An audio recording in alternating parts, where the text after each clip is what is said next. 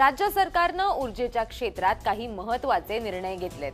शिवाय गरजूंना घर देण्याच्या बाबतीत देखील राज्यानं एक विक्रम केलाय। यासह काही महत्त्वाच्या बातम्यांचा आढावा आपण महाविजनच्या या बुलेटिनमध्ये घेणार आहोत। नमस्कार, मी देवयानी, मुंबई तकमध्ये आपलं स्वागत आहे। सुरुवातीला नजर टाकूयात हेडलाईन्सवर। देशाला संपन्न ऊर्जा राष्ट्र बनवण्यासाठी राज्य सरकारनं मोठं पाऊल उचललंय। अणुऊर्जा निर्मितीसाठी महत्त्वाचे करार, 1.25 लाख रोजगार निर्मिती होणार। सीएसआर निधीच्या उपयोगातून महाराष्ट्रात प्रगतीचा नवा अध्याय, अनेक कंपन्यांसोबत करार, टेक महा इम्पॅक्ट परिषद उत्साहात पार पडली। महाराष्ट्रानं इतिहास रचला, एका वर्षात 30 लाख घरांचं उद्दिष्ट मिळालं। केंद्रीय मंत्र्यांनी मुख्यमंत्री फडणवीसांचं कौतुक केलं। सिंहस्थ कुंभमेळ्याच्या तयारीला वेग आला। बोधचिन्हाचं मुख्यमंत्री उपमुख्यमंत्र्यांनी अनावरण केलं। आखाड्यांसाठी मोठ्या घोषणाही केल्या। अल्पसंख्याकांच्या सर्वांगीण विकासासाठी सरकार कटिबद्ध। अल्पसंख्याक विकास विभागाच्या योजनांचा उपमुख्यमंत्री सुनेत्रा पवारांनी आढावा घेतला।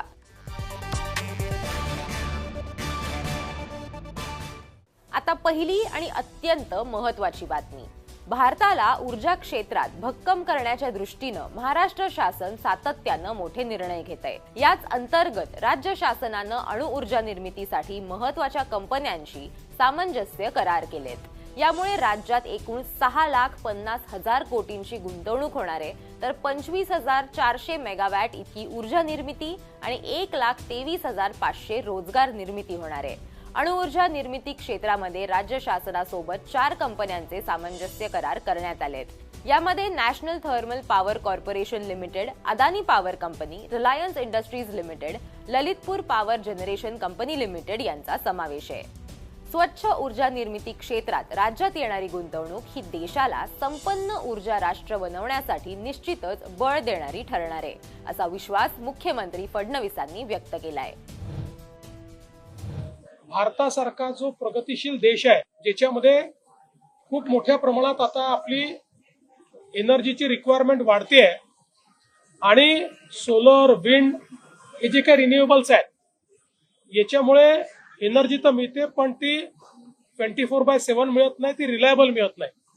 त्यामुळे बेस लोड करता भारताला न्यूक्लिअर एनर्जीची आवश्यकता आहे। राज्यात अणुऊर्जा निर्मिती क्षेत्रामध्ये गुंतवणूक करण्यास इच्छुक असलेल्या कंपन्यांना शासनाच्या वतीनं संपूर्ण सहकार्य करण्यात येईल, अशी ग्वाही मुख्यमंत्र्यांनी दिली आहे। पुढची महत्त्वाची बातमी आहे टेक महा इम्पॅक्ट परिषदेची। इलेक्ट्रॉनिक्स, माहिती तंत्रज्ञान व कृत्रिम बुद्धिमत्ता विभागाच्या वतीनं आयोजित टेक महा इम्पॅक्ट परिषदेचं आयोजन नुकतंच करण्यात आलं। सीएसआरच्या माध्यमातून देशात दरवर्षी सुमारे 36,000 कोटी रुपये खर्च केले जातात। हा निधी खर्च करण्यामध्ये महाराष्ट्र नंबर 1 वर आहे। यामुळे समाजाच्या शेवटच्या घटकापर्यंत विकास पोहोचत असून महाराष्ट्रात प्रगतीचा नवा अध्याय लिहिला जात असल्याचं परिषदेच्या उद्घाटनावेळी मुख्यमंत्र्यांनी म्हटलंय। आपल्याकडे सर्वात जास्त सीएसआर महाराष्ट्रात येतो, पण गेले अनेक वर्ष तो केवळ एमएमआर रिजन आणि पीएमआर रिजन यात जास्तीत जास्त खर्च होतो।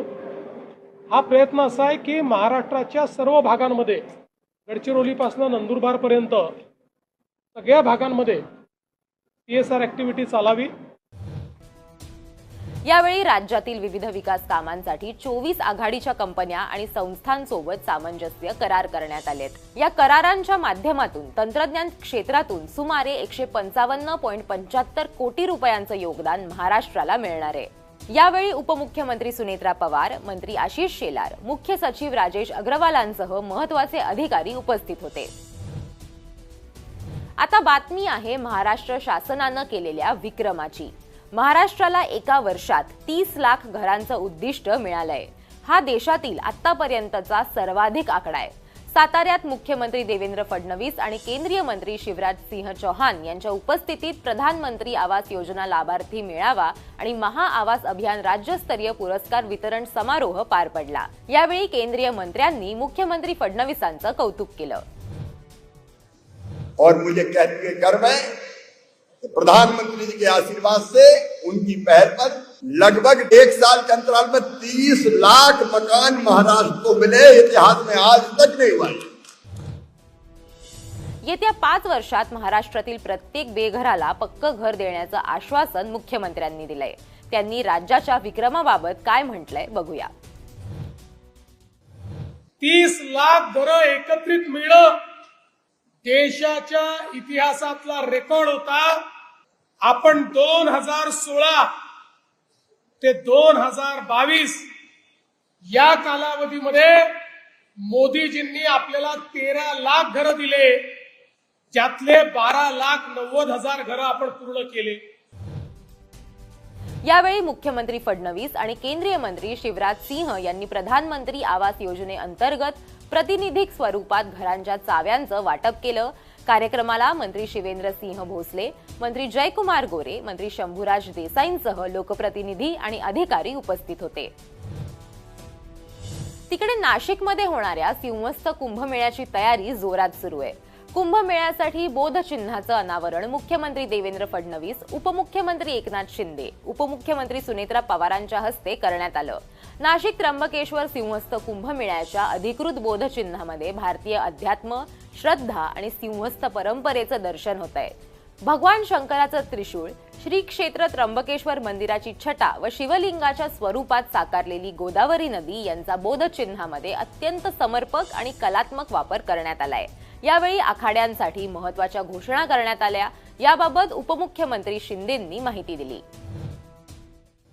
एकंदरीत आखाड्यांना देखील त्यांना सोयी सुविधांसाठी 5 कोटी रुपये देण्याचा निर्णय आणि छोट्या संस्थांना 15 लाख रुपये देण्याचा निर्णय देखील त्याची घोषणा मुख्यमंत्री महोदयांनी केली. शासनाने निर्णय घेतला, कुंभमेळा प्राधिकरण त्यांचं विजेचं बिल देखील भरेल. कुंभमेळ्याच्या नियोजनात कोणत्याही त्रुटी ठेवणार नसल्याचं एकंदरीतच सरकारनं स्पष्ट केलंय. अल्पसंख्याक समुदायासाठी महत्त्वाची बातमी आहे. अल्पसंख्याक विकास विभागाच्या विविध योजनांचा व जैन अल्पसंख्याक आर्थिक विकास महामंडळाच्या कामकाजाचा आढावा उपमुख्यमंत्री सुनेत्रा पवारांनी घेतलाय. अणुशक्ती नगरच्या प्रस्तावित अल्पसंख्याक मुलींच्या इंजिनिअरिंग कॉलेजच्या उभारणीला गती देण्याचे आदेश पवारांनी दिलेत. शिवाय जैन अल्पसंख्याक आर्थिक विकास महामंडळाच्या कामकाजाला गती देणार असल्याचंही त्यांनी सांगितलंय. बैठकीत मारटी संस्थेशी संबंधित विविध मुद्द्यांवरती सविस्तर चर्चा करण्यात आली. जैन अल्पसंख्याक आर्थिक विकास महामंडळाचं काम अधिक वेगानं व परिणामकारक करण्यासाठी पूर्ण वेळ व्यवस्थापकीय संचालक नेमण्यात येणार असल्याची माहिती सुनेत्रा पवारांनी दिली आहे. या बैठकीस मंत्री चंद्रकांत पाटील, राज्यमंत्री माधुरी मिसाळांसह लोकप्रतिनिधी आणि अधिकारी उपस्थित होते. या होत्या या आठवड्यातल्या काही महत्त्वाच्या बातम्या. तुम्हाला हा व्हिडिओ कसा वाटला ते आम्हाला कमेंट करून नक्की सांगा आणि मुंबई तकला सबस्क्राइब करायला विसरू नका.